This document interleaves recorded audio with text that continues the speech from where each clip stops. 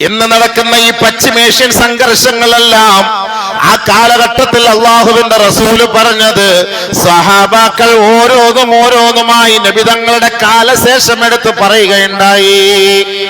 ആദരവായ റസൂലുള്ളാഹി തങ്ങളുടെ സന്തത സഹചാരിയായ അബ്ദുല്ലാഹിബ്നു മസ്ഊദ് റളിയല്ലാഹു തആല അൻഹു ഒരിക്കൽ അദ്ദേഹം പറയുകയാണ്, ഇന്നസ്സാഅത ലാ തഖൂമു ഹത്താ ലാ യുഖ്സമ മീറാസ് വലാ യുഫറഹ ബിഗനീമതിഹി. ഒരു കാലം വരും സഹാബത്തെ, അന്ന് സമ്പത്ത് കുന്നുകൂടുന്ന കാലഘട്ടമായിരിക്കും. അന്ന് യുദ്ധമുതലുകളെല്ലാം നമ്മുടെ മുന്നിൽ കൂനമായി കിടക്കുമ്പോൾ, കൂട്ടം കൂടി കിടക്കുമ്പോൾ മല പോലെ കിടന്നാലും അതാർക്കും അന്നത്തെ കാലഘട്ടത്തിൽ വേണ്ടാത്ത ഒരു കാലമുണ്ടാകും. അങ്ങനെ ഒരു കാലം വരാതെ ലോകം അസ്തമിക്കില്ല കേട്ടോ.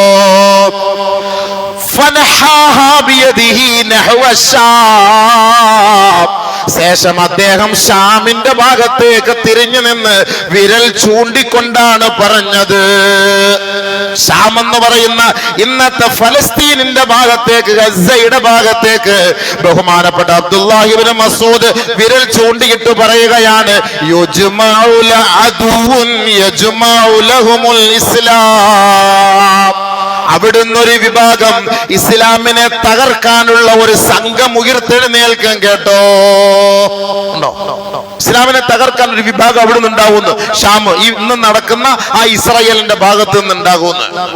ബഹുമാനപ്പെട്ട അബ്ദുല്ലാഹിബ്നു മസ്ഊദ് റളിയല്ലാഹു തആല എന്ന് പറയാണ്, വയജ്മഉ ലഹും അഹ്ലുൽ ഇസ്ലാം. അവർക്കെതിരെ ഇസ്ലാമിന്റെ ചുണക്കുട്ടികളും അണിനിരക്കുന്ന ഒരു കാലം വരും കേട്ടോ. ഉടനെ അടുത്തിരുന്ന സഹാബാക്കൾ ചോദിക്കുകയായി, എവിടെ നിന്നാണ് ആ ഷാമിന്റെ ഭാഗത്തേക്ക് ഇസ്ലാമിനെ തകർക്കാൻ വരുന്നത്? തഅനി, നിങ്ങൾ ഉദ്ദേശിച്ചത് അർ-റോം, റോമക്കാരെ കുറിച്ചാണോ? അതായത് ഇന്നത്തെ കാലത്തില് ബ്രിട്ടീഷുകാര്, അമേരിക്കക്കാരെ കുറിച്ചാണോ? ഖാല ഇബ്നു മസ്ഊദ് റളിയല്ലാഹു തആല അൻഹു അദ്ദേഹം പറഞ്ഞു, അതെ, നഅം. ഇസ്ലാമിനെ കൊല്ലാൻ ബ്രിട്ടീഷും അമേരിക്കയും കൂട്ടു നിൽക്കുന്നു. ഇന്നല്ല ഇത് പറഞ്ഞത്, ഇന്നല്ല ഇത് പറഞ്ഞത്, ഇത് പറഞ്ഞിട്ട് വർഷങ്ങളായി. ബഹുമാനപ്പെട്ട ഇബ്നു മസ്ഊദ് റളിയല്ലാഹു തആല എന്ന് പറയാണ്, വതകൂനുൽ ഖിതാലു റദ്മതൻ ഷദീദാ. കൊടുമ്പിരി കൊള്ളുന്ന യുദ്ധമായിരിക്കും അന്ന് നടക്കുക കേട്ടോ.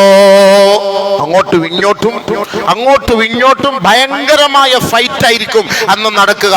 ബഹുമാനപ്പെട്ട അബ്ദുല്ലാഹിബ്നു മസ്ഊദ് റളിയല്ലാഹു തആല പറഞ്ഞ വാക്കാണ്. ബഹുമാനമുള്ള സഹോദരങ്ങളെ, ബഹുമാനപ്പെട്ട അബ്ദുല്ലാഹിബ്നു മസ്ഊദ് റളിയല്ലാഹു തആല അൻഹു പറഞ്ഞ ഒരു കാലഘട്ടമാണോ ഇന്ന് എന്ന് നമ്മൾ ചിന്തിച്ചു പോവുകയാണ്. അടയാളങ്ങളൊക്കെ പരിശോധിച്ചു നോക്കുമ്പോ ഒരുപക്ഷെ അതിന്റെയൊക്കെ സൂചനകളായിരിക്കും നമ്മൾ കാണുന്നത്. അന്ന് ബൈത്തുൽ മുഖദ്ദസിന്റെ ഉത്തരവാദിത്വം ഇമ്രാനു ബൈത്തുൽ മഖ്ദിസി മിൻ ഐദിൽ യഹൂദ്, ജൂതന്മാരാണ് ബൈത്തുൽ മുഖദ്ദസിന്റെ ഉത്തരവാദിത്വം ഏറ്റെടുത്തിരിക്കുന്നത്. അതിന്റെ പരിപാലക സമിതിയും അതിന്റെ ഭരണകർത്താക്കളും അത് നിയന്ത്രിക്കുന്നതും ആരെ നമസ്കരിപ്പിക്കണം നമസ്കരിപ്പിക്കണ്ട എന്ന് തീരുമാനിക്കുന്നതും ആ കാലഘട്ടത്തിൽ ജൂതന്മാരായിരിക്കും. സഹാബ ജൂതന്മാരായിരിക്കും. മിൻ ഐദിൽ യഹൂദ്, ജൂതന്മാരുടെ ഭാഗത്തു നിന്നായിരിക്കും അതിന്റെ ഉത്തരവാദിത്വം ഉണ്ടാവുക. ബഹുമാനപ്പെട്ട അബ്ദുല്ലാഹിബ്നു മസ്ഊദ് റളിയല്ലാഹു തആല അൻഹു പറയണമെങ്കിൽ ആദരവായ റസൂലുള്ളാഹി സ്വല്ലല്ലാഹു അലൈഹി വസല്ലമ തങ്ങൾ ബഹുമാനപ്പെട്ട സ്വഹാബാക്കളുടെ മുന്നിൽ അത് പറഞ്ഞത് കൊണ്ടാണല്ലോ അങ്ങനെയൊക്കെ സംഭവിക്കാൻ കാരണം. അങ്ങനെ ജൂതന്മാരുടെ കൈകളിൽ നിന്നാണ് പരിശുദ്ധമായ ഇസ്ലാമിന്റെ മക്കൾ അധികാരം പിടിച്ചെടുക്കുന്നത്. അങ്ങനെ വരുമ്പോ ഭയങ്കരമായ വിപ്ലവം പൊട്ടിപ്പിളരുമത്രേ, പൊട്ടിപ്പുറപ്പെടുമത്രേ. അങ്ങനെ യസിരിബ് ഖറാബു യസിരിബ, മദീനയിൽ പ്രശ്നങ്ങൾ ഉടലെടുക്കും. ഇവിടെ തുടങ്ങി ഇത് വിജയിച്ച് ഇത് ജൂതന്മാരുടെ കയ്യിൽ നിന്ന് പിടിച്ചെടുക്കുമ്പം അടുത്ത പ്രശ്നത്തിന്റെ തുടക്കം മദീനയിലാവും. അടുത്ത പ്രശ്നത്തിന്റെ തുടക്കം മദീനയിലാകും. ഭയങ്കരമായ വിപ്ലവ പോരാട്ടങ്ങളായിരിക്കും പിന്നീട് നടക്കുക. മൽഹമ എന്ന് പറഞ്ഞാൽ ഇറച്ചി കച്ചവടക്കാരത്തെ കുറിച്ച് പറയുന്ന കാര്യമാണ്. മൽഹമ, ഇറച്ചി കഷണിച്ച് കൊടുക്കപ്പെടുന്ന സ്ഥലം എന്ന് പറഞ്ഞാൽ അതേപോലെ തുണ്ടം തുണ്ടമായി വെട്ടി മുറിച്ച് കഷണങ്ങളാക്കപ്പെടുന്ന യുദ്ധം, ഭയങ്കരമായ യുദ്ധം, കൊടുമ്പിരി കൊള്ളുന്ന യുദ്ധം. ഈ സമയത്താണ് ദജ്ജാൽ പുറപ്പെട്ടു വരുന്നത്. ദജ്ജാലിന്റെ വരവ് ആ സമയത്താണ് സംഭവിക്കുന്നത്. ഈ ദജ്ജാലിനെ കണ്ടിട്ട് അള്ളാന്റെ റസൂല് പറഞ്ഞില്ലേ, ബൈത്തുൽ മുഖദ്ദസിൽ അവന് കയറാൻ പറ്റൂല, മദീനയിൽ അവന് പ്രവേശിക്കാൻ പറ്റൂല, മക്കയിൽ അവന് പ്രവേശിക്കാൻ പറ്റൂല. ഇത് മനസ്സിലാക്കിയിട്ട് അന്നേ കാലം വരെ മുസ്ലിമിന്റെ പേരും അണിഞ്ഞുകൊണ്ട് ജീവിച്ചിരുന്ന അഹങ്കാരികളായ ഭരണകർത്താക്കളടക്കമുള്ള മുനാഫിഖീങ്ങള് ഈ ദജ്ജാലിനെ ഭയപ്പെട്ടിട്ട് പരിശുദ്ധമായ മദീനയിലേക്ക് അവർ താവളം മാറ്റി ഒളിച്ചോടി മദീനയുടെ മണ്ണിൽ പോയി അവർ താമസിക്കുമത്രേ. എന്ന് അള്ളാന്റെ ദീനിനെ കളിയാക്കുന്ന മുസ്ലിം നാമധാരികൾ ഇന്ന് പരിശുദ്ധമായ ഇസ്ലാമിനെയും ഇസ്ലാമിക ആശയ ആദർശങ്ങളെയും തകർത്തുകൊണ്ടിരിക്കുമ്പോ, ഈ കുഞ്ഞുമക്കളെ അടക്കം കൊന്നൊടുക്കിക്കൊണ്ടിരിക്കുമ്പോ, കേവലം നോക്കുകുത്തികളായി ആ അൽഫഹമും അടിച്ച് ആടുമന്തിയും തിന്നിട്ട് അവിടെ നൈറ്റ് ക്ലബിലും പങ്കെടുത്ത് വെള്ളം ഓടിച്ച് പെണ്ണുങ്ങളുമായിട്ട് ഡാൻസ് കളിച്ച് അവര് തുള്ളിച്ചാടി സന്തോഷിക്കുന്ന ഈ മുനാഫിഖീങ്ങളായ ആൺ പെണ്ണുങ്ങൾ അടക്കം ദജ്ജാലിന്റെ വരവോടുകൂടി മദീനയിലേക്ക് ഓടി ഒളിക്കുമത്രേ. കാരണം ദജ്ജാലിനെ പേടിച്ചിട്ട്. ദജ്ജാല് മദീനയിൽ കയറൂല. ദജ്ജാല് മദീനയിൽ കയറാതെ വരുമ്പോ മദീനയിലേക്ക് അവർ ഓടി ഒളിക്കുകയാണ്. അല്ലാഹു റബ്ബുൽ ഇസ്സത്ത് ഇവനേക്കാൾ ബുദ്ധിയുള്ളവനല്ലേ, അഹ്കമുൽ ഹാക്കിമായ പടച്ച തമ്പുരാൻ. ഫഇന്നഹാ തർജുഫു ബിഅഹ്ലിഹാ സലാസ റജഫാത്ത്. ഈ മുനാഫിക്കീങ്ങളായ നാമധാരികളായ മുസ്ലിമീങ്ങൾ മദീനയിൽ ഏതെല്ലാം മാളങ്ങളിലും ഒളിച്ചിരിക്കുന്നുണ്ടോ, അല്ലാഹു റബ്ബുൽ ഇസ്സത്ത് ആ വിഭാഗത്തെ കൊണ്ട് മദീനയെ ഒന്ന് കുലുക്കുമത്രേ. കുലുക്കും. നീ അങ്ങനെ കയറി സൂഹിക്കണ്ട. ഇത്ര നാളെ അള്ളാഹ് ഇല്ല, ഇബാദത്തില്ല, റസൂലില്ല, ദീനില്ല, ഈമാനില്ല. ഇപ്പൊ ദജ്ജാല് വന്നപ്പോ അവന്റെ പിടിയിൽ നിന്ന് രക്ഷപ്പെടാൻ വേണ്ടിട്ട് നീ മദീനയിൽ വന്ന് ഒളിച്ചിരിക്കാൻ നീ ശ്രമിക്കുന്നോ? ഇല്ല. അള്ളാഹുവിന്റെ റസൂല് പറയുകയാണ്, ഫഇന്നഹാ ബിഅഹ്ലിഹാ തർജുഫു സലാസ റജഫാത്ത്. 3 കുലുക്കം അല്ലാഹു കുലുക്കും. 3 കുലുക്കം. ഏതെല്ലാം മൂലയിൽ ഈ മുനാഫിക്കീങ്ങൾ ഒളിച്ചിരിക്കുന്നുണ്ടോ, ഈ മുനാഫിക്കീങ്ങളായ ആണും പെണ്ണും ഒളിച്ചിരിപ്പുണ്ടോ, അവിടെയെല്ലാം അല്ലാഹു കുലുക്കുമത്രേ. അവിടെയെല്ലാം അല്ലാഹു കുലുക്കും. ഫയഖ്റുജു ഇലൈഹി കുല്ലു മുനാഫിഖിൻ വ മുനാഫിഖാ. ഓരോ മുനാഫിഖീങ്ങളിൽപ്പെട്ട ആണും പെണ്ണുങ്ങളും ആ ദജ്ജാലിന്റെ അരികിലേക്ക് തന്നെ മടങ്ങി പോകേണ്ടി വരും. അവൻ അങ്ങനെ സൂചിച്ചാൽ കിടക്കാൻ പറ്റൂല, മദീനയിൽ കിടത്തൂല. അല്ലാഹു തആല ഇവനെയൊക്കെ കുലുക്കി ചാടിക്കും പുറത്തേക്ക്. പുകഞ്ഞ കൊള്ളി പുറത്ത് പോ. ഇത്ര നാൾ പരിശുദ്ധമായ ദീനിന്റെ ഇസ്ലാമിന്റെ നിയമനിർമ്മാണങ്ങളെല്ലാം ഉണ്ടായിട്ട് അതിനെ നിനക്ക് പാലിക്കാനും ഉൾക്കൊള്ളാനും കഴിയാതെ ഇന്ന് നീ എന്ത് ചെയ്യുന്നു? ദജ്ജാലിനെ കണ്ടപ്പോൾ നീ ഓടി ഇതിലേക്ക് കയറി വരുന്നു. ഇല്ലേ? വേണ്ട. മദീനെ അല്ലാഹു കുലുക്കുകയാണ്. അങ്ങനെ കുലുക്കിയിട്ട് അതിലേക്ക് മാറ്റിവിടും, അവനിലേക്ക് പറഞ്ഞു വിടും. എത്രത്തോളം എന്ന് വെച്ചാൽ അന്ന് പിന്നെ മദീനയിൽ പിന്നെ ഒരാൾക്ക് പോലും പ്രവേശിക്കാനോ, മദീനയില് ഒരാൾ സിയാറത്തിന് വരാനോ, പരിശുദ്ധമായ ഹജ്ജ് കർമ്മം നിർവഹിക്കാനോ ഒരാളും ഉണ്ടാകാത്ത ഒരു വലിയ ഒരു സംഭവമായിരിക്കും ആ കാലഘട്ടത്തിൽ. അപ്പോഴാണ് ബഹുമാനമുള്ള സഹോദരങ്ങളെ, ബഹുമാനപ്പെട്ട ഇമാം മഹ്ദി റഹ്മഹുള്ളയുടെ റളിയല്ലാഹു അൻഹുവിന്റെ വരവ്, ഇമാം മഹ്ദിയുടെ വരവ്. അപ്പോഴാണ് ഇമാം മഹ്ദി. ആളുകളെല്ലാവരും എപ്പോഴും ഇപ്പോൾ ഇങ്ങനെ ദുആ ചെയ്തുകൊണ്ടിരിക്കുകയാണ്, ഇമാം മഹ്ദി. നബിയുനാ റസൂലുള്ളാഹി സ്വല്ലല്ലാഹു അലൈഹി വസല്ലമ തങ്ങൾ പറയുകയാണ്, അൽ മഹ്ദിയു മിന്നി. മഹ്ദി എന്ന് പറയുന്നത് എന്റെ ഉമ്മത്തിൽ പെട്ടവരാണ്, എന്റെ കുടുംബത്തിൽ പെട്ടതാണ്. ഔ മിൻ അഹ്ലി ബൈത്തി, എന്റെ അഹ്ലു ബൈത്തിൽ പെട്ട വ്യക്തിയാണ് മഹ്ദി എന്ന് പറയുന്ന ആൾ. എന്റെ കുടുംബത്തിൽപ്പെട്ട ആളാണ്, എന്റെ അഹ്ലു ബൈത്താണ്. നബി സല്ലല്ലാഹു അലൈഹി വസല്ലമ തങ്ങൾ അദ്ദേഹത്തെ വിവരിക്കുകയാണ്, വർണ്ണിക്കുകയാണ്. അജിലൽ ജബ്ഹതി, വിശാലമായ നെറ്റിത്തടമുള്ള വ്യക്തിയാണ്. അഖ്നൽ അൻഫി, നീളമുള്ള മൂക്കാണ്. പറഞ്ഞ വലിയ നീളത്തിലുള്ള മൂക്കെന്നല്ല, ഒരു മുഖ സൗന്ദര്യം, ഒരു ആകാര സൗഷ്ഠവം, അതിനൊക്കെ ഒരു നിയമമുണ്ടല്ലോ, ആ ഒരു സന്തോഷം. യംലഉൽ അർള ഖിസ്തൻ വഅദിലാ, ബഹുമാനപ്പെട്ട മഹ്ദി ഇമാം വരുന്ന സമയത്ത് ഭൂമിയിൽ ഭയങ്കര ളുൽമും അഹങ്കാരവും അഹന്തയും അധർമ്മവും അക്രമവും കൊടികുത്തി വാഴുന്ന ഒരു സാഹചര്യമായിരിക്കും. ഭൂമിയിൽ മൊത്തം പ്രശ്നങ്ങളായിരിക്കും. അങ്ങനെ ഒരു കാലഘട്ടത്തിലാണ് ഇമാം മഹ്ദി വരുന്നത്. ബഹുമാനപ്പെട്ട നബിയുനാ റസൂലുള്ളാഹി സ്വല്ലല്ലാഹു അലൈഹി വസല്ലമ തങ്ങൾ പറയുകയാണ്, ആ ഇമാം മഹ്ദി ഭൂമിയിൽ വന്നിട്ട് യംലഉൽ അർള ഖിസ്തൻ വഅദിലാ കമാ മുലിഅത്തിൽ അർളു ളുൽമൻ വജൗറാ, ഭൂമിയിൽ എങ്ങനെയാണോ അധർമ്മം കൊടികുത്തി വാണിരുന്നത് അതെല്ലാം അടിച്ചമർത്തി തകർത്ത് തരിപ്പണമാക്കിയിട്ട് ആ സ്ഥലങ്ങളിലെല്ലാം സമസ്ത മേഖലകളിലും നീതിയും ധർമ്മവും അദ്ദേഹം സ്ഥാപിക്കുമത്രേ. വയംലികു ഫിൽ അർളി സബ്അ സിനീൻ, ഈ ഭൂമിയിൽ അദ്ദേഹം 7 വർഷമാണ് ജീവിക്കുക. ഖംസൻ ഔ സബ്അൻ ഔ തിസ്അൻ, നബി സല്ലല്ലാഹു അലൈഹി വസല്ലമ തങ്ങൾ പറഞ്ഞു 5 വർഷമെന്നും 7 വർഷമെന്നും 9 വർഷമെന്നുമുണ്ട്. അങ്ങനെയാണ് അദ്ദേഹം ഈ ഭൂമിയിൽ ജീവിക്കുന്നത്. നബി സല്ലല്ലാഹു അലൈഹി വസല്ലമ തങ്ങൾ പറഞ്ഞു,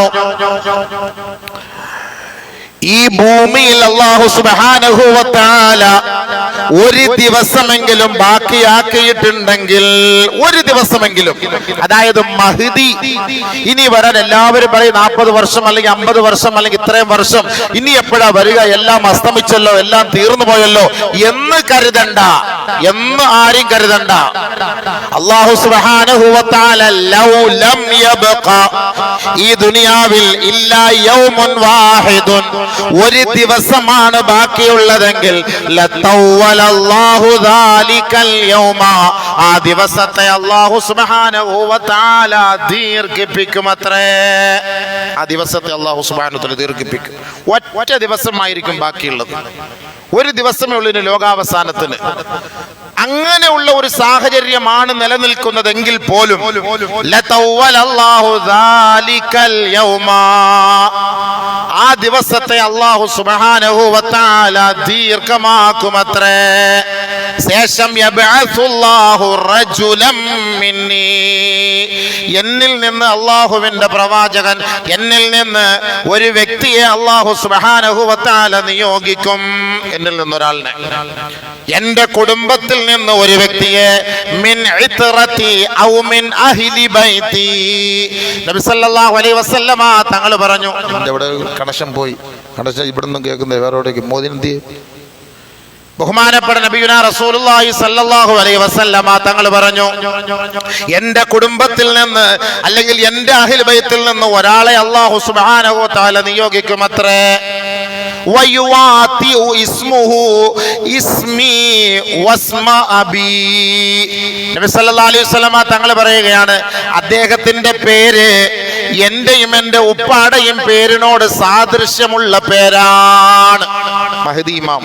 എല്ലാവരും മഹ്ദി മഹ്ദി എന്ന് പറഞ്ഞു. മഹ്ദി എന്ന് പറഞ്ഞ ഒരു പേരല്ല, മഹ്ദി മഹ്ദി എന്ന് പറഞ്ഞ ഒരു പേരല്ല. മഹ്ദി ഇമാമിനെ കുറിച്ച് പല പല അഭിപ്രായങ്ങളാണ്. ഷിയാക്കളുടെ ഒരു വാദമുണ്ട്. എല്ലാരും ഇപ്പൊ സലാം യാ മഹ്ദി, സലാം യാ മഹ്ദി എന്നൊക്കെ പറഞ്ഞ് ദിക്റും ചൊല്ലിക്കൂടെ നടക്കാണ്. ആ മഹ്ദി ഈ മഹ്ദി അല്ല കേട്ടോ. നിങ്ങളിപ്പോ ഈ യൂട്യൂബിൽ കണ്ട് സലാം യാ മഹ്ദി നടിച്ചിട്ട് പൊട്ടിക്കറിയുന്ന കൊച്ചു കുട്ടികൾ, ഇതൊക്കെ ഷിയാക്കളാണ്. ഇത് ഇസ്ലാം അംഗീകരിക്കാത്ത വർഗ്ഗമാണ് ഷിയാക്കള്. അവര് പൊക്കി പിടിച്ചു നടക്കുന്ന മഹ്ദിയാണ്. അവരുടെ മഹ്ദി ഇവിടെ ജീവിച്ചിരിപ്പുണ്ട്, അവരുടെ മഹ്ദി ഇപ്പൊ ഉണ്ട്. അത് 1000 വർഷമായിട്ട് ഇവിടെ തന്നെ ഉണ്ട്. ആ മഹ്ദി ഉയർത്ത് എഴുന്നേറ്റ് വന്നിട്ട് ആദ്യമായിട്ട് ആ മഹ്ദി ചെയ്യുന്ന പണി, മദീനയിൽ പോയി അബൂബക്കർ സിദ്ദീഖ്, ഉമർ റളിയല്ലാഹുവിന്റെ ഖബർ പൊളിച്ചിട്ട് അവരെ രണ്ടുപേരെയും എടുത്തിട്ട് കുത്തിയിട്ട് കമ്പിൽ കുത്തി കൊണ്ടുപോയി മരത്തിൽ കെട്ടി തൂക്കുമെന്നാണ് അവരുടെ വിശ്വാസം. കാരണം അലി റളിയല്ലാഹു തആല അൻഹുവിന് കിട്ടേണ്ട ഖിലാഫത്ത് അവര് പിടിച്ചു പറിച്ചു വാങ്ങിയവരാണ്. അതുകൊണ്ട് ഈ ഷിയാവർഗം അബൂബക്കർ, ഉമർ, ഉസ്മാൻ ഈ 3 പേരെയും അവർ അംഗീകരിക്കുകയില്ല. അവർ മനസ്സിലാക്കിയതും അംഗീകരിക്കുന്നതും അലി റളിയല്ലാഹു തആല അൻഹുവിനാണ്. അലി റളിയല്ലാഹു തആല അൻഹുവിനെയാണ്. അപ്പൊ അലി അതുകൊണ്ടാണ് അവിടെ അല്ല യാ അലി യാ അലി യാ അലി എന്ന് പറഞ്ഞു. അതുകൊണ്ട് ഹദീസുകളിൽ ഒരുപാട് മാറ്റങ്ങൾ അവർ വരുത്തിയിട്ടുണ്ട്. അലി അലിഹിസ്സലാം എന്നൊക്കെ പറഞ്ഞിട്ടാണ് അവരിങ്ങനെ എഴുതുന്നത്. അതുകൊണ്ട് ആ കുതന്ത്രത്തിൽ നമ്മൾ വീണ് പോകണ്ട. അവര് ഷിയാക്കളാണ്. ഇവര് പറയും ബൈത്തുൽ മുഖദ്ദസ് ഞങ്ങൾ ഇപ്പൊ അടിക്കും എവിടെ അടിക്കൂല. അവർ ഷിയാക്കളാണ്. ബൈത്തുൽ മുഖദ്ദസും പരിസരത്തുള്ള സുന്നികളാണ്. ഈ സുന്നികളെ തകർക്കാൻ ഒരിക്കലും ഇറാൻകാരൻ കൂട്ടു നിൽക്കൂല സുഹൃത്തുക്കളെ. കാരണം അവൻ ഷിയായുടെ ആദർശമുള്ളവനാണ്. ഇസ്ലാം അവരെ അംഗീകരിക്കാത്തവരാണ്. ഇസ്ലാമിൽ നിന്ന് പുറത്തു പോയവരാണ്. അവര് 40ഓളം വിഭാഗങ്ങളുണ്ട്. അപ്പൊ അതുകൊണ്ട് അവര് വിളിക്കുന്ന മഹദിയല്ല ഈ മഹദി. യഥാർത്ഥത്തിൽ മഹദി എന്ന് പറഞ്ഞാൽ ഒരു വഴികാട്ടി എന്നാണ് അതിന്റെ അർത്ഥം. ഫഅലൈക്കും ബിസുന്നതി വസുന്നതി ഖുലഫാഇർ റാഷിദീനൽ മഹ്ദിയീൻ. നബി സല്ലല്ലാഹു അലൈഹി വസല്ലമ തങ്ങൾ പറഞ്ഞതാണ്, അലൈക്കും ബിസുന്നതി, എന്റെ സുന്നത്തിനെ നിങ്ങൾ പിൻപറ്റണം, വസുന്നതി ഖുലഫാഇർ റാഷിദീനൽ മഹ്ദിയീൻ, എനിക്ക് ശേഷമുള്ള ഖുലഫാഉർ റാഷിദീങ്ങളായ വഴികാട്ടികളായ എന്റെ ഖലീഫമാരെ നിങ്ങൾ പിൻപറ്റണം കേട്ടോ. ബഹുമാനപ്പെട്ട നബിയുനാ റസൂലുള്ളാഹി സ്വല്ലല്ലാഹു അലൈഹി വസല്ലമ തങ്ങൾ പറഞ്ഞു. അപ്പൊ അങ്ങനെ ഒരു വഴികാട്ടിയായിട്ട് നബി സല്ലല്ലാഹു അലൈഹി വസല്ലമ തങ്ങളുടെ പരമ്പരയിൽ നിന്ന് വരുന്ന ഒരു വ്യക്തിയാണ് ഈ മഹ്ദി. നബിയുനാ റസൂലുള്ളാഹി തങ്ങൾ പറഞ്ഞു, അദ്ദേഹത്തിന്റെ പേര് എന്റെയും എന്റെ ബാപ്പാടെയും പേരിനോട് യോജിച്ചതാണ്. എന്താണ് മഹ്ദി ഇമാമിന്റെ പേരെന്നറിയുവോ? മുഹമ്മദ് ഇബ്നു അബ്ദുല്ലാഹിൽ അലവിയിൽ ഫാത്തിമിയിൽ ഹസനി. ഇതാണ് ഇമാം മഹ്ദി. ചുമ്മാ ഇമാം മഹ്ദി എന്ന് വിളിച്ച് പറഞ്ഞു നടന്നിട്ട് കാര്യമില്ല. മഹ്ദി ഇമാമിന്റെ പേരെന്താ? മഹ്ദി ഇമാം. മഹ്ദി ഇമാമിനെ എല്ലാവരും നോക്കിയിരിക്കുക. ഇവിടെ ചീഫ് ഇമാം നിസ്കരിക്കുന്ന ആളിനെ നോക്കിയിരിക്കുക. ഒറ്റൊരു മനുഷ്യൻ പറയാനില്ല. എല്ലാവരും മഹ്ദി ഇമാം പോരെന്ന് പറഞ്ഞിരിക്കുകയാണ്. എവിടെ വരാണ്? ഈ പള്ളിയിലെ ഇമാമിനെ ആരും പരിഗണിക്കുന്നില്ല. വല്ല ഇമാമിനെ പരിഗണിക്കാൻ പോവാണ്. എന്താണ് അദ്ദേഹത്തിന്റെ പേര്? മുഹമ്മദ് ഇബ്നു അബ്ദുല്ലാഹിൽ അലവിയിൽ ഫാത്തിമിയിൽ ഹസനി. ഇപ്പോ നമ്മൾ പശ്ചിമേഷ്യയിൽ നമ്മൾ കാണുന്ന സംഭവമാണ്. കുഞ്ഞു മക്കൾ പോലും അവർക്കറിയാം, കൊച്ചു കുട്ടികൾക്ക് നാളെ ഞാൻ മരിക്കുമെന്നറിയാം. ആ കുഞ്ഞു മക്കളോട് മറ്റൊരു സ്ഥലത്തേക്ക് പോകാൻ പറഞ്ഞിട്ട് പോലും ഇല്ല, വേണ്ട എന്നാണ് പറയുന്നത്. ഈ യുദ്ധം തുടങ്ങുന്നതിന് മുമ്പ് ഫലസ്തീനിലേക്ക് യാത്ര ചെയ്ത ഒരു സംഘം, അതിൽപ്പെട്ട ഒരു കേരളക്കാരനായ ഒരു സഹോദരൻ ബൈത്തുൽ മുഖദ്ദസിൽ വെച്ച് ഒരു കുട്ടിയെ കാണുകയുണ്ടായി. ഏകദേശം ഒരു 10 വയസ്സ് 11 വയസ്സ് പ്രായമുള്ള ഒരു കുട്ടി. ആ കുട്ടിയെ കണ്ടിട്ട് ചോദിച്ചു, മകന്റെ വാപ്പ എവിടെ, ഉമ്മ എവിടെ? വാപ്പ ഷഹീദ്, ഉമ്മ ഷഹീദ.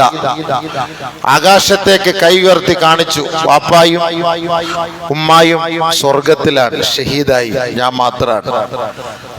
അപ്പോൾ ആ കേരളക്കാരായ ജമാഅത്തിൽപ്പെട്ട ഒരാൾ പറഞ്ഞു, നമ്മൾ ഞങ്ങളുടെ നാട്ടിൽ കൊണ്ടുപോകാം, നിന്നെ നാട്ടിൽ കൊണ്ടുപോയി ഞങ്ങൾ പഠിപ്പിക്കാം, ഡോക്ടറാക്കാം, ഖുർആൻ ഹാഫിളാക്കാം, ആലിമാക്കാം, എല്ലാ സന്തോഷത്തോടു കൂടി നിനക്ക് അവിടെ ജീവിക്കാം.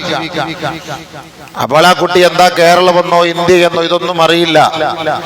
ആ 11 വയസ്സായ കുട്ടി അവരോട് പറയാണ്, നിങ്ങളുടെ നാട്ടിൽ വന്നാൽ എനിക്ക് ഷഹീദാവാൻ പറ്റൂല. 10 വയസ്സ് 11 വയസ്സ് കേരളക്കാരെ ഞെട്ടിച്ചു കളഞ്ഞ ഒരു വാക്ക്. ആ 10 വയസ്സായ കുട്ടി പറയാണ്, നിങ്ങളുടെ നാട്ടിൽ വന്ന എനിക്ക് ഷഹീദാവാൻ പറ്റൂല. എന്റെ ഉമ്മ ഷഹീദായി പോയതുപോലെ, എന്റെ ഉമ്മ ഷഹീദായി പോയതുപോലെ എനിക്കും ഷഹീദാകണം. അതുകൊണ്ട് ഈ നാട്ടിൽ നിന്നാലേ അത് കഴിയുകയുള്ളൂ എന്ന്. 10 വയസ്സ് 11 വയസ്സിൽ ബാലൻ. സുഹൃത്തുക്കളെ, അവർക്ക് മരണം പേടിയില്ല. അവർക്കറിയാം, അള്ളാഹുവിൽ നിന്ന് മറ്റാർക്കും കിട്ടാത്ത പ്രതിഫലം അവരാഗ്രഹിക്കുന്നുണ്ട്. അവർക്കത് കിട്ടുമെന്നുള്ള 100% ഉറപ്പാണ്. നമുക്കതിൽ വിശ്വാസമുണ്ടോ? നമ്മളൊക്കെ ഇങ്ങനെ വലിയ ഐക്യദാർഢ്യവും വലിയ പ്രഭാഷണവും കാര്യങ്ങളും ഒക്കെ നമ്മൾ നടത്തുന്നു. നമുക്ക് അങ്ങനെ ഒരു വിശ്വാസം, ആ ഒരു ഉറച്ച ഈമാൻ ഇബ്രാഹിം നബിയുടെ പാരമ്പര്യത്തിന്റെ മക്കളാണ്. ഇബ്രാഹിം നബി അലൈഹി സ്വലാത്തു വസ്സലാമിന്റെ 10 വയസ്സായ കുട്ടി 11 വയസ്സായ കുട്ടി അറുക്കട്ടെ എന്ന് പറഞ്ഞപ്പോ ഇഫ്അൽ മാ തുഅ്മർ, അള്ളാന്റെ തീരുമാനമാണോ ഉപ്പ, ചെയ്തോ. എനിക്കതിൽ നിരാശയില്ല, എനിക്കതിൽ ദുഃഖമില്ല, എനിക്കതിൽ വിഷമമില്ല, പ്രയാസമില്ല. അള്ളാന്റെ തീരുമാനമാണോ, നടക്കട്ടെ. ഈ ഒരു ക്വാളിറ്റി ഉണ്ടാക്കിയെടുക്കണം നമ്മുടെ മക്കൾക്ക്. അല്ല നമ്മൾ കുറച്ച് നിസ്കാരമുള്ളവരാണ് മുസ്ലിം ഉമ്മത്താന്ന് പറഞ്ഞിട്ട് കാര്യമില്ല. മുസ്ലിം ഉമ്മത്തുകൾ എന്ന് പറഞ്ഞിട്ട് കാര്യമുണ്ടോ? എന്താണ് ഇസ്ലാം? എന്താണ് ആ ഉമ്മത്തിന്റെ ലക്ഷ്യം? നമ്മുടെ ലക്ഷ്യം എന്താണ്? അള്ളാഹു ഏറ്റവും കൂടുതൽ ഇഷ്ടപ്പെടുന്ന ഒരു കാര്യമാണ് അള്ളാഹുവിന്റെ മാർഗത്തിൽ ഷഹീദാവുക എന്നുള്ളത്. അള്ളാഹു ഇഷ്ടപ്പെടുന്നതിൽ വെച്ച് ഏറ്റവും വലിയ അമൽ അതാണ്, അള്ളാഹുവിന്റെ മാർഗത്തിൽ നമ്മൾ ഷഹീദാവുക എന്നുള്ളത്.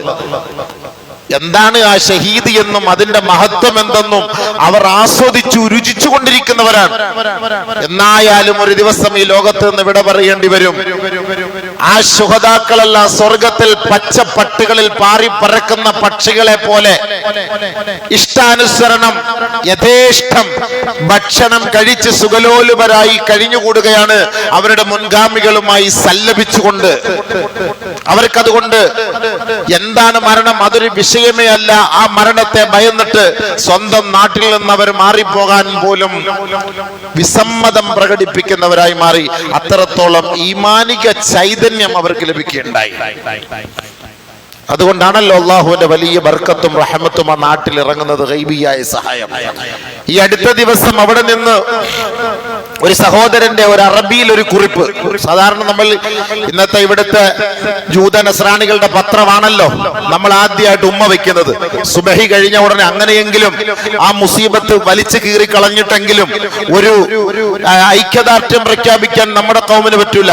നമ്മളെ രാവിലെ സുബഹി കഴിഞ്ഞ ഉടനെ ആ മുസീബത്ത് പത്രം കണ്ടെങ്കിലേ നമ്മുടെ കണ്ണും വയറും നിറയുകയുള്ളൂ. ഈ ഉമ്മത്ത് മൊത്തം ബഹിഷ്കരിച്ചാൽ അങ്ങനെ ഒരു ഐക്യദാർഢ്യം നടത്തിക്കൂടെ? എഴുതുന്നത് മൊത്തവും ഇസ്രായേലികൾക്ക് അനുകൂലമായിട്ടാണ്. എവിടെ മുസ്ലിമീങ്ങൾക്ക് അനുകൂലമായിട്ട്? ഇല്ലാത്ത കഥകളെല്ലാം കെട്ടിച്ചമച്ചു കൊണ്ടുവന്നിട്ട് ആ മഞ്ഞ പത്രങ്ങളൊക്കെ നമ്മുടെ വീട്ടിൽ നമ്മൾ പണം കൊടുത്ത് ആ മുസീബത്ത് ഇസ്രായേലിസവും നസ്രാനിസവും ജൂതായിസവും ഒക്കെ നമ്മൾ വിലയ്ക്ക് വാങ്ങുകയാണ്. നമ്മൾ വിലയ്ക്ക് വാങ്ങിയാണ്. നമ്മളൊരു മുസ്ലിം ഉമ്മത്തിന് എന്തെങ്കിലും ഇതുമായി ബന്ധപ്പെട്ട ഒരു പത്രമോ ഒരു വാർത്താ മാധ്യമങ്ങളോ ഉണ്ടെങ്കിൽ മുസ്ലിം ഉമ്മത്ത് സഹായിക്കാൻ തയ്യാറല്ല. ഉടനെ അവൻ എതിർത്തിട്ട് ജൂതനെയും ക്രിസ്ത്യാനിയെയും തന്റെ വീട്ടിലേക്ക് കൊണ്ടുവരാൻ അവന് ഭയങ്കര ഉത്സാഹമാണ്. കേവലം ചെറിയ ചെറിയ ശാഖാപരമായ വിഷയങ്ങളിലാണ് അഭിപ്രായ വ്യത്യാസമുള്ളത്. അടിസ്ഥാന തത്വങ്ങളിൽ മുസ്ലിം ഉമ്മത്തിനിടയിൽ എവിടെ വ്യത്യാസമുള്ള? ഒരു വ്യത്യാസമില്ല. അപ്പൊ ഒരു മുസ്ലിം എന്ന ഒരു കാഴ്ചപ്പാടിൽ എന്തെങ്കിലും ഒരു കാര്യം തുടക്കം കുറിച്ചാൽ അതിനെ സപ്പോർട്ട് ചെയ്യണം മുസ്ലിം സമുദായം. അതിന് പകരം ജൂതനെയും ക്രിസ്ത്യാനിയും സപ്പോർട്ട് ചെയ്തിട്ട് അവന്റെ ഉൽപ്പന്നങ്ങൾ വാങ്ങി ഉപയോഗിച്ചിട്ട് അവൻ കൊടുക്കുന്ന പത്രം, അവൻ എഴുതുന്ന പത്രം, അവന്റെ വാർത്താ മാധ്യമങ്ങൾക്ക് കൂടുതൽ പ്രാമുഖ്യമാണ് നമ്മൾ നൽകുന്നത്. അല്ലാതെ പരിശുദ്ധമായ മുസ്ലിം സമുദായത്തിന്റെ പത്രങ്ങളിൽ നിന്ന് സത്യവാർത്തകൾ വരുമ്പോൾ നമുക്കത് ഒപ്പിയെടുക്കാൻ ബുദ്ധിമുട്ടാണ്. വലിച്ചെറിയൻ സുഹൃത്തുക്കളെ, വലിച്ചെറിയൻ. എന്താ ഗുണം ഇതുകൊണ്ട്? മുസ്ലിം ഉമ്മത്തിനെ നാണം കെടുത്താനും നമ്മുടെ പണം കൊണ്ട് നമ്മെ തന്നെ തകർക്കാനാണ് ഇവർ ശ്രമിക്കുന്നത്. അപ്പൊ അദ്ദേഹത്തിന്റെ ഈ അടുത്ത സമയത്ത് കഴിഞ്ഞ ആഴ്ചയിൽ വന്ന ഒരു റിപ്പോർട്ടാണ്. ഒരു സാലിഹായ മനുഷ്യൻ, ആ സാലിഹായ മനുഷ്യൻ അദ്ദേഹം വീട്ടിലേക്ക് കയറി ചെല്ലുകയാണ്. എല്ലാവരുടെയും കയ്യിൽ ഇപ്പോ ഈ പറയുന്ന പോലെ ആയുധങ്ങളുണ്ടല്ലോ. അപ്പൊ ആ വീട്ടിലേക്ക് കയറി ചെല്ലുമ്പോൾ ഇദ്ദേഹത്തെ കൊല്ലുന്നതിന് വേണ്ടി ഒരു ജൂതൻ അതിന്റെ ഉള്ളിൽ ഒളിച്ചിരിപ്പുണ്ട്. ആരുമില്ല. ഇദ്ദേഹം ഒറ്റയ്ക്ക് കയറി പോകുന്നു. ആരോ ഒരാൾ വിളിച്ചു പറയുന്നു, ഖൽഫക യഹൂദിയുൻ, ഖൽഫക യഹൂദിയുൻ. ആരോ ഒരാൾ വിളിച്ചു പറയുന്നു. ഒരു അശരീരിയാണ് ആ ശബ്ദം കേട്ടത്. ആരോ ഒരാൾ വിളിച്ചു പറയുന്നു, ഇന്ന വാതിലിന്റെ പിന്നാലെ ഒരാൾ ഒളിച്ചിരിപ്പുണ്ട്, ഒരു ജൂതൻ ഒളിച്ചിരിപ്പുണ്ട് എന്ന് വിളിച്ചു പറയുകയും ഇദ്ദേഹം ആ തോക്കെടുത്ത് വെടിവെക്കുകയും അവനെ കൊല്ലുകയും ചെയ്തു. അതിനുശേഷം ഇദ്ദേഹം ഇറങ്ങി ആ പരിസരം മുഴുവൻ നോക്കി. ആരാ വിളിച്ചു പറഞ്ഞത്? ആരെയും കാണാൻ കഴിഞ്ഞില്ല. ജൂതന്മാര് തന്നെ സമ്മതിച്ച സത്യമാണ്. ജൂതന്മാരുടെ നേതാക്കന്മാര് സമ്മതിച്ച സത്യമാണ്. ഇത് ഹമാസ് പോരാളികളല്ല അവിടെ നമ്മളോട് യുദ്ധം ചെയ്യുന്നത്. വേറെ ഏതോ ഒരു അദൃശ്യ ലോകത്തുള്ളവരാണ് നമ്മളോട് യുദ്ധം ചെയ്യുന്നത് എന്ന് അവര് പോലും സമ്മതിച്ചിരിക്കുന്നു. ശുഹദാക്കളുടെ ബർക്കത്ത് കൊണ്ട് അള്ളാഹുവിന്റെ റഹ്മത്ത് അവിടെ ഇറങ്ങും, സഹായം അവിടെ ഇറങ്ങും. ബദറിൽ ഇറങ്ങിയതുപോലെ അള്ളാഹ് ഇറക്കും. അതുകൊണ്ട് നമ്മുടെ ദുആവൊന്നും നിരാശരാവണ്ട, നമ്മുടെ ദുആവൊന്നും സ്വീകരിക്കില്ല എന്ന് കരുതരുത്. ഇതൊക്കെ അല്ലാഹു സുബ്ഹാനഹു വ തആല പരിശുദ്ധമായ നമ്മുടെ ഓരോ വ്യക്തികളുടെയും ഓരോ നാട്ടിൽ നിന്നുമുള്ള ദുആയ്ക്ക് വലിയ വലിയ വിലയാണ് അല്ലാഹു തആല അവിടെ നൽകുന്നത്. കോടാനകോടി ബില്യൺ ട്രില്യൺ കണക്കിന് ഡോളറിന്റെ നഷ്ടം കൊണ്ട് ഇസ്രായേൽ കൂപ്പുകുത്തുകയാണ് ഗതിയില്ലാതെ. അത് തന്നെ ഏറ്റവും വലിയ കാര്യമല്ലേ? നമുക്ക് പട്ടിണി കിടന്ന പാരമ്പര്യമുണ്ട്, വെള്ളമില്ല എങ്കിലും ഭക്ഷണമില്ല എങ്കിലും നോമ്പ് പിടിച്ച പാരമ്പര്യമുണ്ട്, പരിശുദ്ധ പ്രവാചകന്മാർ പട്ടിണി കിടന്ന പാരമ്പര്യമുണ്ട്. അതൊക്കെ മനസ്സിലാക്കി ജീവിക്കുന്നവരാണ് സത്യവിശ്വാസികളായ മുസ്ലിമീങ്ങൾ. അതുകൊണ്ട് അവർക്കൊന്നും നഷ്ടപ്പെടാനില്ല. എന്നാൽ ജൂതന്മാർക്ക് അങ്ങനെയല്ല. അവർക്കൊരു ടാങ്ക് പോയാൽ, അവരുടെ ഒരു മിസൈൽ നഷ്ടപ്പെട്ടു പോയാൽ, അവരിൽ ഒരു പൗരൻ നശിച്ചു പോയാൽ, അവരിൽ ഒരു പട്ടാളം മേധാവി നഷ്ടപ്പെട്ടു പോയാൽ കോടാനക്കോടി ഡോളറിന്റെ നഷ്ടമാണ് അവർക്കുള്ളത്. കോടാനകോടി ഡോളറിന്റെ നഷ്ടമാണ്. അത് തന്നെ ഏറ്റവും വലിയൊരു നാശത്തിന്റെ അടയാളമല്ലേ? ഏറ്റവും വലിയൊരു നാശത്തിന്റെ അടയാളമല്ലേ? അപ്പൊ നമ്മുടെ ദുആയ്ക്ക് ഇജാബത്തുണ്ട് എന്നല്ലേ? എല്ലാവരും ഇപ്പൊ 30-35 ദിവസമായി 40 ദിവസമായി യുദ്ധം കൊടുമ്പിരി കൊണ്ടു നമ്മളെല്ലാവരും പെട്ടെന്ന് മറന്ന് മാറിക്കൊണ്ടിരിക്കുകയാണ്. അങ്ങനെ മറന്ന് നമ്മൾ ആ ഒരു ഭാഗത്തെ നിന്ന് വിട്ടുപോയി.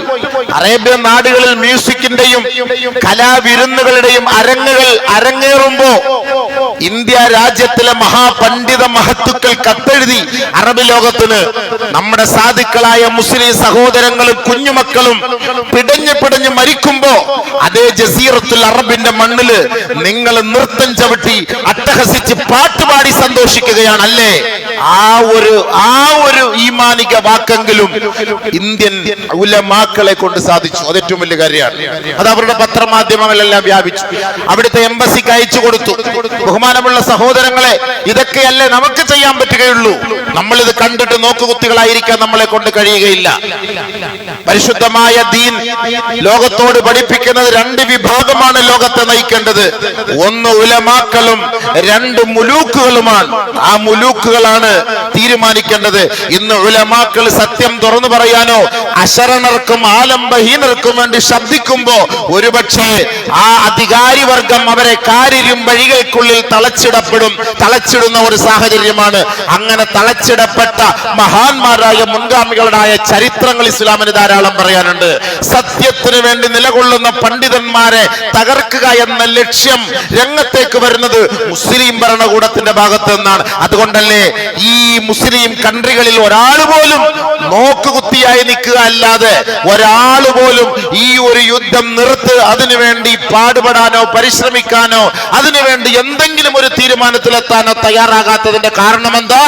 അവര് രഹസ്യമായി ഐക്യത്തിന്റെ അജണ്ടയും പരസ്യമായി വെറുതെ ഒരു വാക്ക് പറയുകയുമാണ്, നമ്മളെ പരിഹസിക്കുകയാണ് ചെയ്യുന്നത്. അതുകൊണ്ട് സുഹൃത്തുക്കളെ, സഹോദരങ്ങളെ, നമ്മൾ ഈ അധികാരികളുടെ വാക്കുകളൊന്നും നമ്മൾ കേൾക്കണ്ട. നമ്മൾ നേരെ നബിതങ്ങളിലേക്ക് വാ. എന്താണ് ഇസ്ലാം പഠിപ്പിച്ചത്? ഹബീബായ തങ്ങൾ പറഞ്ഞത് എന്താ? നമുക്കതേ ഉള്ളൂ നമുക്ക് വിശ്വാസം. അതല്ലാത്ത നിങ്ങൾ ആരെയും ഡിപ്പെൻഡ് ചെയ്തിട്ട് കാര്യമൊന്നുമില്ല. നിങ്ങൾ കുവൈത്തിനെയോ സൗദി അറേബ്യയോ ബഹ്റൈനെയോ ഖത്തറിനെയോ നിങ്ങളൊക്കെ ഡിപ്പെൻഡ് ചെയ്തത് കൊണ്ട് യാതൊരു ഗുണവും ഉണ്ടാകാൻ പോകുന്നില്ല. അവര് കുലുങ്ങുക പോലുമില്ല. ഇനി ഭസ്മമായി ബൈത്തുൽ മുഖദ്ദസ് തുടച്ച് നീക്കപ്പെട്ടാൽ പോലും ആരും മിണ്ടുകയില്ല. അവരുടെ സ്വന്തം രക്ഷയും അവരുടെ അലമാരകളും അവരുടെ ഖജനാവുകളും അവരുടെ കൊട്ടാരങ്ങളും അവരുടെ നാരിമാരും അവർക്കൊരു പൊള്ളലേക്കാതെ സംരക്ഷിക്കലാണ് അവരുടെ ഏറ്റവും വലിയ ഉത്തരവാദിത്തം. അതങ്ങനെയാണ് പാരമ്പര്യം, ചരിത്ര പാരമ്പര്യം അങ്ങനെയാണ്. അതുകൊണ്ട് ഈമാനുള്ളവർക്ക്, ഈമാനിക ബോധമുള്ളവർക്ക്, ഇസ്ലാമുമായി ബന്ധമുള്ളവർക്ക്, ശരീഅത്തുമായി ബന്ധമുള്ളവർക്ക് അള്ളാഹുവും അവന്റെ റസൂലും പഠിപ്പിച്ചത് എന്താണോ ആ ഒരു വഴിയിലേക്ക് നമ്മൾ നീങ്ങുക. അതാണ് അല്ലാഹു സുബ്ഹാനഹു വ തആല പറഞ്ഞത്. അല്ലാഹു നിങ്ങൾക്ക് വഅദ ചെയ്യുന്നു, അല്ലാഹു നിങ്ങൾക്ക് വാഗ്ദാനം നൽകുന്നു. വഅദല്ലാഹുൽ ലദീന ആമനൂ മിൻകും വഅമിലുസ് സാലിഹാത്ത്. കേവലം ഒരു വിശ്വാസിയെ മാത്രമല്ല നോക്കിക്കൊണ്ട് പറഞ്ഞത്, വഅമിലുസ് സാലിഹാത്ത്. സ്വാലിഹായ അമലുകൾ ചെയ്യുന്ന, കർമ്മങ്ങൾ ചെയ്യുന്ന സത്യവിശ്വാസികൾ ആരാണോ, ലയസ്തഖ്ലിഫന്നഹും ഫിൽ അർദ്, നിങ്ങൾക്ക് ഭൂമിയുടെ കിരീടവും അധികാരവും ചെങ്കോലും ഞാൻ നിങ്ങൾക്ക് കൈമാറാം. അള്ളാഹു പറയാണ്. അള്ളാഹ് വെച്ച ഡിമാൻഡ് എന്താ? കേവലം ഞാനൊരു മുസ്ലിമാ, ഞാനൊരു സത്യവിശ്വാസിയാ എന്ന് പറഞ്ഞത് കൊണ്ട് കാര്യമില്ല കാക്കാ. എന്നിട്ട് കാര്യമില്ല. എല്ലാരും ഈമാനുള്ളവരാ, എല്ലാരും മുസ്ലിമീങ്ങളാ, എല്ലാരും വിശ്വാസമുള്ളവരാണ്. അള്ളാഹ് പറഞ്ഞ വാക്കെന്താ? വഅദല്ലാഹുൽ ലദീന ആമനൂ മിൻകും വഅമിലുസ് സാലിഹാത്ത്. സാലിഹായ അമലുകൾ ചെയ്യുന്ന നിങ്ങളിൽ നിന്നുള്ള യഥാർത്ഥ സത്യവിശ്വാസികൾ ആരാണോ ലയസ്തഖ്ലിഫന്നഹും ഫിൽ അർദ് കമസ്തഖ്ലഫല്ലദീന മിൻ ഖബ്ലിഹിം മുൻഗാമികളായ സാലിഹീങ്ങളുടെ കൈകളിൽ ഈ ഭൂമിയുടെ കിരീടം അല്ലാഹു നൽകിയതുപോലെ അല്ലാഹു റബ്ബുൽ ഇസ്സത്ത് ജൂതന്റെ നസ്രാണിയുടെ കയ്യിൽ നിന്ന് അധികാരം നിങ്ങളുടെ കൈകളിലേക്ക് അല്ലാഹു വാങ്ങിത്തരുമത്രേ. അല്ലാഹു പറഞ്ഞ വാക്കാണ്. അല്ലാഹു വാങ്ങിത്തരുമെന്ന് നമ്മൾ പേടിക്കണ്ടെന്നാ പറയുന്നത്. ഡിമാൻഡ് ഉണ്ട്, വെറുതെ അല്ല. كما استخلف الذين من قبلهم وليمكنن لهم دينهم الذي ارتضى لهم وليبدلنهم من بعد خوفهم أمنا. ഏതൊരു വർഗത്തെയാണോ, പ്രതിയോഗികളെയാണോ, ജൂതന്മാരെയാണോ, ഫാസിസ്റ്റുകളെയാണോ, നാസിസ്റ്റുകളെയാണോ നിങ്ങൾ ഭയപ്പെടുന്നത്, നിങ്ങൾ ഭയപ്പെടേണ്ട കേട്ടോ. ആ ഭയത്തിൽ നിന്ന് നിങ്ങളെ സുരക്ഷിത സ്ഥാനത്തേക്ക് നാം അവരോധിക്കാം. രണ്ട് ഡിമാൻഡ് നിങ്ങൾ സ്വീകരിച്ചാൽ മതി. അല്ലാഹു പറയാണ്, എല്ലാരും കൈമലർത്തുമ്പം അവസാനം നമ്മൾ സഹായത്തിന് തേടുന്നത് ഇലാഹായ റബ്ബിനോടാണ്. ഇത് അവസാനമല്ല, തുടക്കത്തിലും തേടണം, ഒടുക്കത്തിലും തേടണം, ഒടുക്കം വരെയും തേടണം. അള്ളാഹുവിനോടാണ് തേടേണ്ടത്. വേറെ ആരോട് തേടാൻ? 100 ടാങ്കുകൾ ഉള്ളവനോട് തേടിയിട്ട് കാര്യമില്ല, വലിയ മിസൈൽ ഉള്ളവനോട് തേടിയിട്ട് കാര്യമില്ല. ഇതിന്റെ മുഴുവൻ കാര്യങ്ങളെ ഒപ്പിയെടുക്കുന്ന ലാ തഅഖുദുഹു സിനത്തുൻ വലാ നൗം, ഉറക്കമോ ഒരു കേവലം ഒരു അശ്രദ്ധ പോലും ബാധിക്കാത്ത ജഗത്തിന്റെ ഉടമസ്ഥനായ നാഥൻ, ആ പടച്ച തമ്പുരാനെ സ്വാധീനിക്കാൻ നമ്മൾ തയ്യാറായാൽ അവന്റെ കൈകളിൽ നിന്ന് അധികാരം നമ്മളിലേക്ക് അല്ലാഹു വാങ്ങിത്തരുമത്രേ. പടച്ചവന്റെ വാക്ക ഖുർആനാണ്. സൂറത്തുൻ നൂർ 55. ഇത് നമ്മൾ വിശ്വസിച്ചില്ലെങ്കിൽ പിന്നെ നമ്മൾ അല്ലാഹുവിൽ വിശ്വാസമില്ലല്ലോ. ഇത് അല്ലാഹു വാങ്ങിത്തരാന്ന് പറഞ്ഞ കാര്യമാണ്. വലയുബദ്ദിലന്നഹും മിൻ ബഅദി ഖൗഫിഹിം അംനാ. നിങ്ങൾ പേടിക്കണ്ട. നിങ്ങൾ ആരെയാ പേടിക്കുന്നത്? ആ പേടിയൊക്കെ ഞാൻ മാറ്റിയിട്ട് നിങ്ങൾക്ക് പൂർണ്ണ സുരക്ഷിതത്വം, നിർഭയത്വം ഞാൻ തരാം. അല്ലാഹു പറഞ്ഞ വാക്കാണ്, ഞാൻ തരാം. 2 ഡിമാൻഡ്. യഅബുദൂനനി, എന്നെ മാത്രം ആരാധിക്കണം. ലാ യുശ്രികൂന ബി ശൈആ, എനിക്കെതിരെ ഒരു നിലയ്ക്കും മറ്റൊരു വസ്തുവിനെ നീ ചിന്തിക്കുക പോലും വരുത്. ഞാനല്ലാതെ ഒരു ഇലാഹുണ്ടെന്നുള്ളൊരു ചിന്ത പോലും നിന്റെ ജീവിതത്തിന്റെ ഒരു മേഖലയിൽ പോലും നീ ചിന്തിച്ചു പോകാൻ പാടില്ല. അള്ളാഹു പറയാണ്, എന്നെ ആരാധിച്ച് സ്വാലിഹായ അമൽ ചെയ്യാൻ നീ തയ്യാറുണ്ടോ എങ്കിൽ ഞാൻ നിന്നെ സഹായിക്കാം. അള്ളാഹു പറഞ്ഞ വാക്കാണ്, അള്ളാഹു പറഞ്ഞ വാക്കാണ്. ഇതിനപ്പുറത്ത് നമുക്ക് ലോകത്ത് ഒരു യജമാനനില്ല, ഒരു യജമാനനില്ല. ഞൊടിയിടയിൽ കാര്യങ്ങൾ നടത്തുന്ന പടച്ച തമ്പുരാനാണ് ഈ പറഞ്ഞ വാക്ക്.